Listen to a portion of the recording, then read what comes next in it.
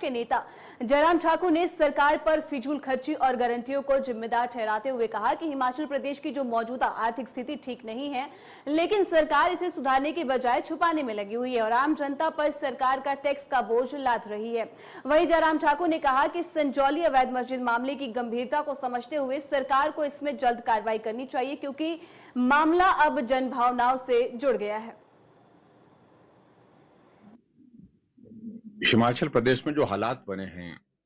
बीती स्थिति के कारण, मुख्यमंत्री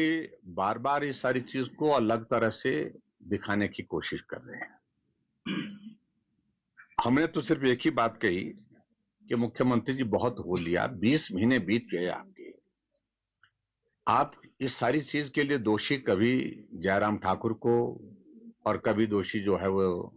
नरेंद्र मोदी जी को ठहराते हैं। अब आप प्रदेश के मुख्यमंत्री हैं, आप जिम्मेवारी से भाग नहीं सकते हैं। जब तक हमारी सरकार थी तो हमने जिम्मेवारी के साथ काम किया,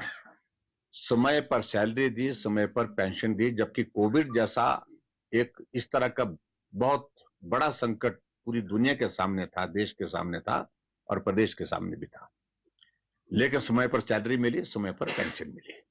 विकास के कार्य लगातार चलते रहे, संस्थान बंद नहीं किए, अंधाधुंध टैक्सेस नहीं लगाए। और यहां मुख्यमंत्री लगातार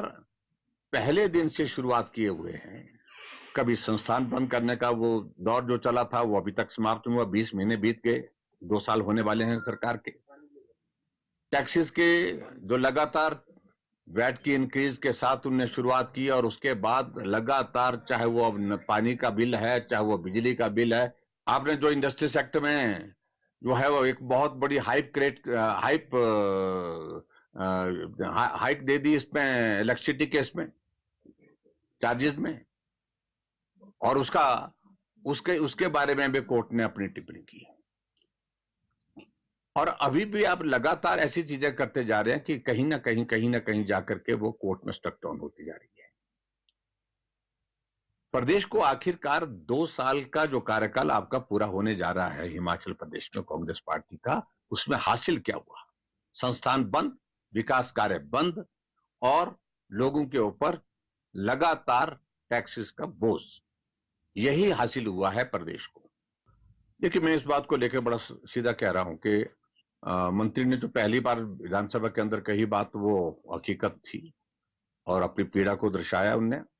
और क्या हुआ उसके बाद फिर वो मामला कांग्रेस पार्टी की हाईकमान तक पहुंच गया, ऊपर तक पहुंच गया, और वो बयान ऊपर तक पहुंचने के बाद फिर डांट पड़ गई, मंत्री को मंत्रिमंडल से हटाने की बात आ गई और मंत्री जी अब सहमे हुए हैं और मुख्यमंत्री सारी चीजों को गोलमोल कर रहे हैं। मैंने आज भी विधानसभा के अंदर इस सारे मामले को लेकर के कहा है कि जन भावनाएं हैं, उनको आप रोक नहीं सकते हैं, और पूरा हिंदू समाज जागृत होकर के सड़कों पर निकला है। ना कोई नेता था, ना कोई पार्टी थी वहां पर, लेकिन उसके बावजूद निकले। अब 11 तारीख को यानी कि कल भी इस प्रकार के प्रदर्शन की जो खबरें हमको मिली हैं, उसमें भी जो है वो हिंदू समाज के लोग जो है वो सड़कों पर आ रहे हैं। मैं उम्मीद करता हूं कि सारा प्रदर्शन शांति प्रिय हो, और ये सरकार की जिम्मेवारी है कि शांति प्रिय ढंग से सारी चीजों को हैंडल किया जाए। और मैंने जो विशेष तौर से एक बात कही है, जो बात वहां पर वो स्ट्रक्चर को लेकर के कही जा रही है, मेरा उसमें कहना यह है कि सरकार कह रही है कि अनऑथराइज्ड कंस्ट्रक्शन है, और अनऑथराइज्ड कंस्ट्रक्शन हिमाचल प्रदेश में हजारों जगह है। उस नजरिए से ना देखा जाए, इस अनऑथराइज्ड कंस्ट्रक्शन के साथ लोगों की भावनाएं जो है वो आहत हुई हैं, इसलिए लोगों की भावनाओं का सम्मान करते हुए इस पे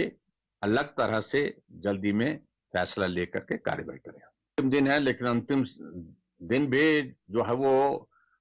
प्रदेश के लोगों को बिजली के करंट के दौर में से गुजरना पड़ रहा है, यानी कि बिजली महंगी कर दी आज। तो ये स्थिति आज हिमाचल प्रदेश में है, और खासतौर से मैं ये कहूंगा कि इन सारी चीजों से जब मैं पूछ रहा था मुख्यमंत्री जी से कि इससे कितना रेवेन्यू जनरेट होगा, मुझे लगता है कि रेवेन्यू जनरेट करने की इनकी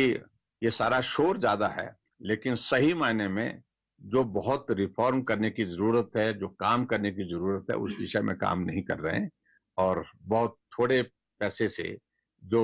लोगों के ऊपर ये बोझ डालने की कोशिश कर रहे हैं, इससे कोई प्रदेश की आर्थिकी में सुधार नहीं आएगा।